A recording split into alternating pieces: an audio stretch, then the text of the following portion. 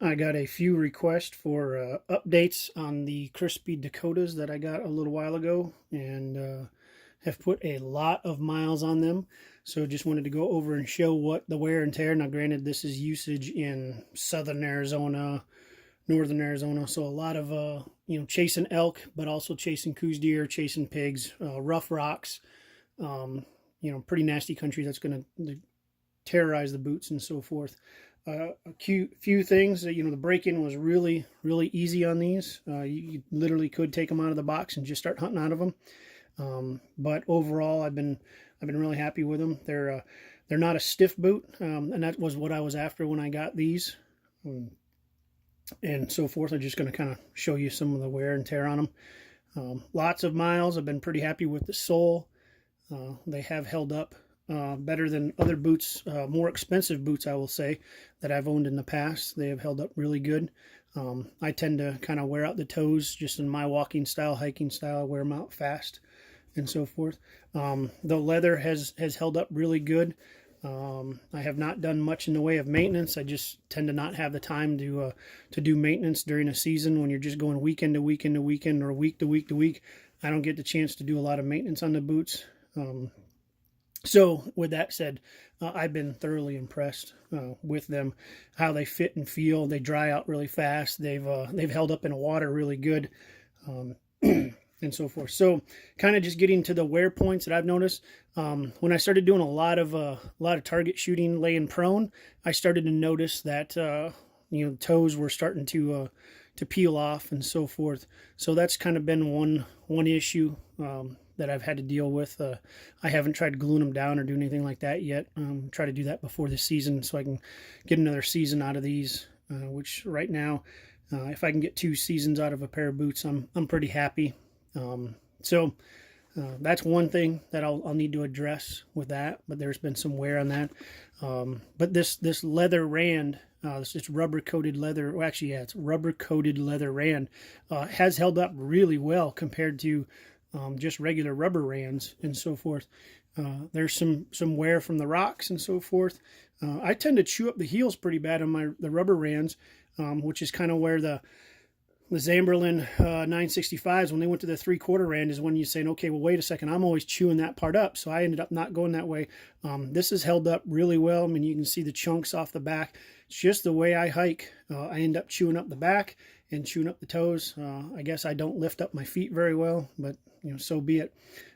It's about getting to point B, not about how you get to point B from point A and so forth. So definitely toes and kind of getting it on both of them, wearing it out. I know guys that their toes have been just fine. So pick your poison, whatever. Here's the other issue is that based on how I walk, you can see where my crease is pretty heavy in the flex in the toes, and I really like that about the boot. But what I've noticed is the stitching giving away on this rand. I've seen pretty much almost all of my boots, this part of the rubber rand starts to delaminate first, and I also start to get really massive cracking right here in the toe box right up front. So I'm actually still pretty darn impressed that this is only what it is, and I don't have the deep cracking that I normally get in either one of these. So this leather, a little softer, a little more, what would you say, supple, but it is done really good in the flexing of the boot and so forth when I walk. Kind of maybe why I'm wearing out toes. First is I do a lot more on that front pad rather than stepping with a whole foot, but that's just a lot of climbing straight up, and so forth. Stability of the boot is still really, really sound. And again, just really good. The insides, I went and put aftermarket insoles in right when I got these, and I've really liked them overall. Been a great boot. Would I recommend it? You betcha. For somebody that's maybe not guiding or somebody that's just kind of the occasional hunting, this is an occasional trekking or something like that. By far a great boot.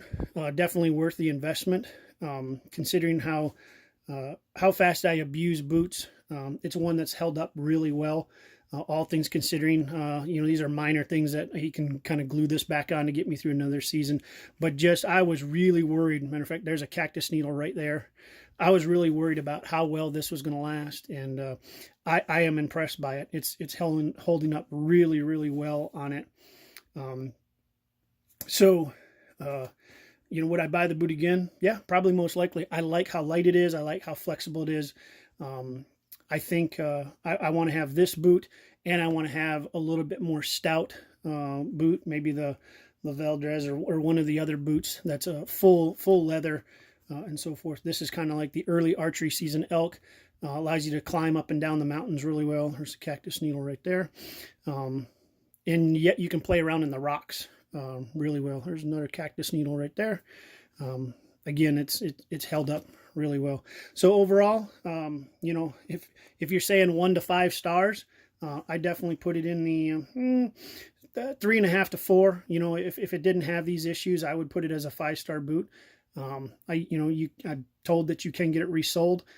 I tend to just abuse the leather so bad that it ain't worth resoling the boot and so forth. I really liked the one thing around these boots is no squeaking while walking because of this Cordura.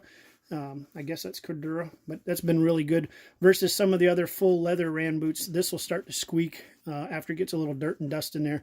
You kind of got to keep it really lubed up and so forth. But yeah, just an update after, I think it's just 1 full season on them, maybe a little bit more. But I'm thoroughly happy, thoroughly pleased with them. Again, that's the Crispi Dakotas. Check them out. Good luck, guys.